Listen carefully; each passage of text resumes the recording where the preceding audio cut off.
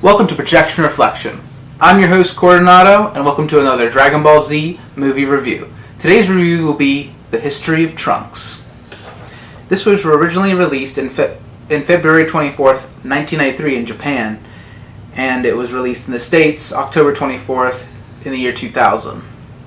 The plot of the movie goes that in an alternate future, Goku dies from a heart disease, and then 6 months after his death, two androids who go by the names of 17 and 18 wreak havoc on Earth, destroying anything in their path. Without Goku, the Z fighters stand no chance and are killed off one by one. Now, 13 years later, there are only two left to defend Earth: young Trunks and his master Gohan. This movie is like the standard for Dragon Ball Z movies. I mean, just like Bardock, father of Goku, like this is actually, it wasn't exactly a movie, it was more a special, but like watching this, it leads into the Android saga in the Dragon Ball Z anime. I really like, this is by far one of my favorites. It might be the favorite of my Dragon Ball Z movies. Like this is just, it's just too good. What I really liked about this movie is that future Gohan is just freaking awesome in this movie. Like, there's going to be some spoilers in this review, just going to tell you right now. I mean, it has been out for a long time, so, yeah. Future Gohan is just amazing, though. Like, the way, I love every single fight scene he had in this film. I loved his fight between, the two fights between 17 and 18 and him, especially when he lost his arm. Like, the dude loses an arm and then still takes on, like, androids 17 and 18. Like, he still kind of stands a chance. But, of course, you know, he gets killed. But he's awesome. Like, this is, like, the most badass Gohan has been since he went Super Saiyan 2 in the Cell Saga. Which is a story in itself, but that is just... He's just so awesome. Gohan. This is why future Gohan is one of my favorite versions of the Gohan character. I think Trunks is a great relatable character in this film. Like if you ever had that sense of loss, you can kind of relate to him, and he's just kind of relatable to you. He wants to do something. Like with all the things going on in the world today, like you want to do something and you want to do something about it. And Trunks is like, I want to do it. I want to do something. I want to change what's going on. I want to fight it. I want to take out these androids. And of course, Gohan takes him on as his pupil. And just, I love the whole training sessions between them. I really like the chemistry between Gohan and Trunks. And yeah, they're just a great duo. Android 17 and 18, I think, were pretty great villains in this. I mean, I love them in the Android saga, but in this, they're just ruthless. They're like more evil in this than they were in the anime. Because this is, like, of course, the alternate future where everything went bad and everything went wrong. And if you're wondering why, like, they couldn't just bring the people back with the Dragon Balls, well, Piccolo dies, so then that means Kami dies, which means the Dragon Balls are gone because Kami created the Dragon Ball. So, yeah, no one can be brought back. So, yeah, you're kind of screwed there. But, yeah, 17 and 18 were ruthless. More so 17 than 18, because there's a part in the film where 18's like getting all these clothes and stuff at this clothes shop, and 17 just destroys the shop while the owner's in there. And 18 was like, I was gonna spare him, I wasn't gonna let him die. Like, you made me look bad. And he's like, oh, whatever. But yeah, 18 like seems like she cares more a little bit than 17. So yeah, but they were great characters. I loved the two fight scenes that they were in. Like, they were great. Speaking of fight scenes, like just the fights in this movie were just outstanding. Like the training sequences between Gohan and Trunks, the fight scenes with 17 and 18, like, and I loved I think what made the fights look so awesome because they were in like this devastated. They were set in this like devastated city, so it looked cool, and just the whole it made the action seem bigger because it was set in such a big stage in this huge city, like this huge destroyed city. And it almost had like a look to it, kind of like the Terminator 2.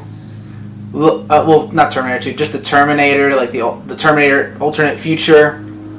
Well, it is the future. You know what I mean? Like the Terminator future, like it looked a lot like that. Like that's how devastated it looked, and that's how destroyed it looked, and it looked amazing.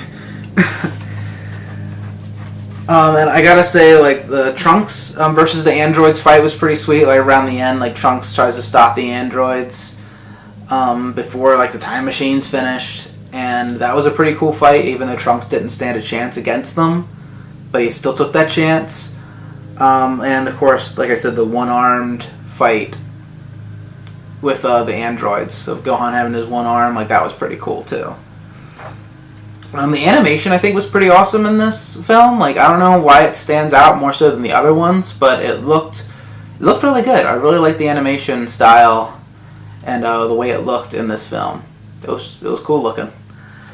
Like I was saying about the Terminator stuff, this storyline, like with the androids and everything, it's a lot like the Terminator. I feel like the Terminator was kind of an inspiration for the androids in Dragon Ball Z, and it also reminded me a little bit of the X-Men Days of Future Past, kind of, because, you know, of Trunks going back to the past to stop, like, this bad future from happening. That's a lot like the X-Men Days of Future Past storyline, and I thought, like, the Akira Toriyama probably took things from Days of Future Past and the Terminator to create the Android Saga storyline, to create the history of Trunks' story.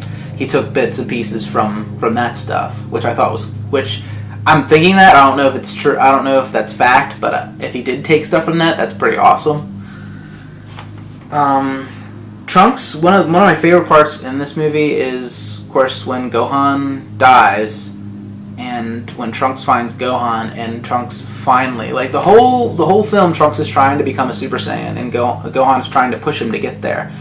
And it took the loss of Gohan for Trunks to finally go Super Saiyan.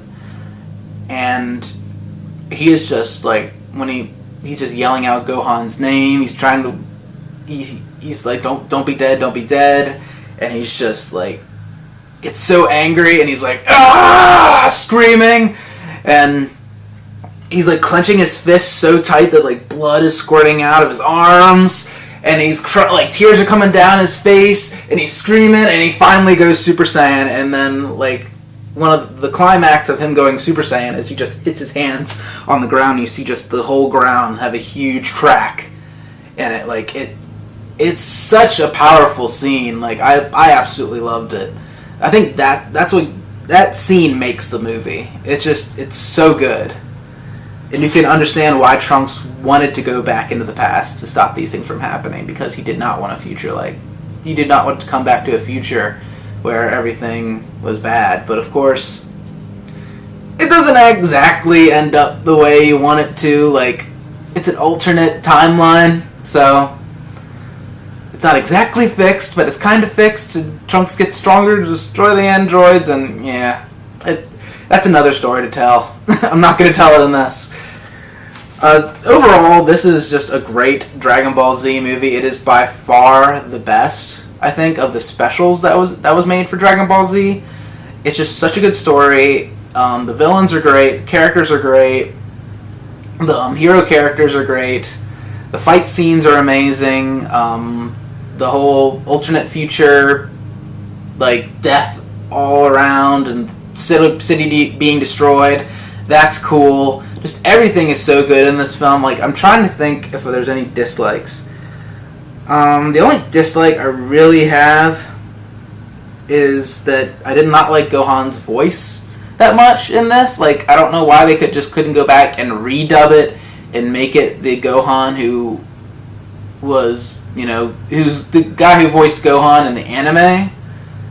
Like, I don't know why they couldn't have him in there, but for some reason, it's the same guy who voiced Cell, who's voicing Gohan in this. He just didn't sound very good to me. I mean, I thought he was okay. I just liked the other Gohan's voice better. I guess I'm thinking that this came out, of course, before. I don't know exactly. It's just I did not like the voice very much. That's my only quip. Everything else about this film is absolutely outstanding, and I give it a 5 out of 5. History of Trunks gets a 5 out of 5 from me, and I guarantee you should check out this film, and you're not going to regret it because it's one of the best Dragon Ball Z films out there. So yeah, check out the History of Trunks. And I thought I'd show you the case real quick. Like, this is the real cool case that Bardock, the father of Goku, and the History of Trunks came in. It's like a cool metal case with Trunks on the cover, and it's got Teen Trunks on the back and has images from the movies there. Like, it's a really cool metal case. It's just looks really cool, and I like it. It's got Trunks on there, who's one of my favorite characters. So yeah, how am I gonna end this one? I think I'll end it with a